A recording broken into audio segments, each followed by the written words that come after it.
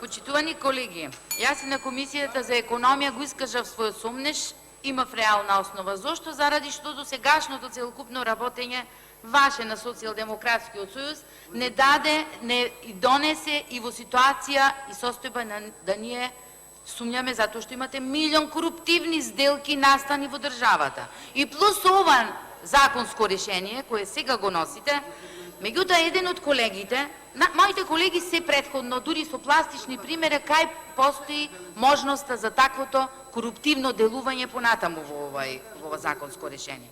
Меѓутоа, мислам дека треба да појаснам, јавно-приватно партнерство, по големиот дел што работевме во општините, еве јас како председател на совет, имавме склучено и тоа се односи каде што заради јавниот партнер немање на парични средства доволно дава можност на приватен партнер да може, тоа сакам да ви го објаснам, да дадам еден приказ, може некои точно и не знаат, еве во вашите изјави, дека се дава можност да направат јавно-приватно партнерство, меѓутоа јавниот партнер е тој што во континуитет си го врши надзорот на целокупното водење, затоа што се сепак по големиот дел за многу години.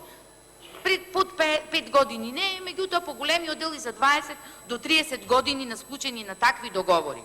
И вчера и колегата кажа, предлагачот, дека се водат од случајот на ТАФ, од она што не може да се реализира и таму се дава можност за анекс на договор.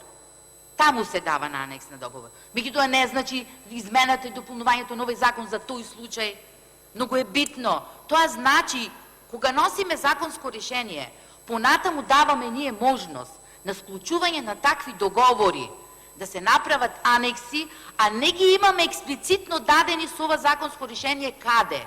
Многу е паушално тој дел и кој ќе врши анализата на веродостојноста на тоа. Значи, ние се доведуваме како законодавен дом, што треба да донесеме силно законско решение, каде што не треба да постојат дупки, а не сомнежи воопште во старт на донесување на тоа законско решение, дека е возможно да се измести од оската тој основниот граден претходно систем на градење на такви јавни приватни партнерства, затоа што ќе дадеме можност со одредена само иницијатива на приватниот партнер да направи анекси на договори кои ќе го изместа тој договор. Ги ставаме тука во незавидна позиција и ситуација сите други што претходно требале потенцијални да бидат, односно да се вклучат и да бидат приватни партнери во тој дел. Го кажа многу колегата Мицевски со пластичен пример, каде што претходно со донесените и склучените можности и во договорот не се наоѓале дека можат да аплицират, односно да го склучат тој договор. Понатаму со анексот ние ја прошируваме, односно даваме можност за коруптивни делувања.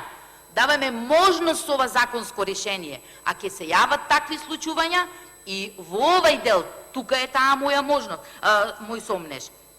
Значи, донесувањето во заблуда на многу други во целокупната постапка, односно после склучен долгогодишен договор и прифатени услови, кој важел за сите понудувачи и учесници, сега е предмет на измена. Тоа што кажав и на почетокот.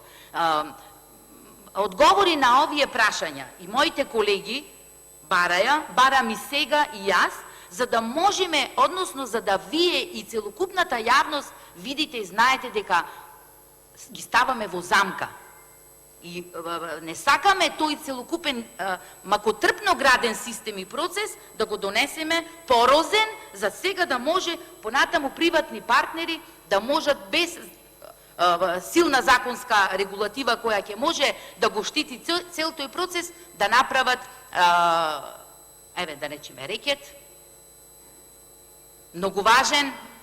Нема потреба да се смеете, колега, еве да не ве цитирам со име, можете да одржите прес, по тоа сте познати, меѓутоа овие се сите законски решенија кои треба цврсто да му овозможат на граѓаните правна сигурност, затоа што сме ние тие што ја носиме таа целосна одговорност. Благодарам.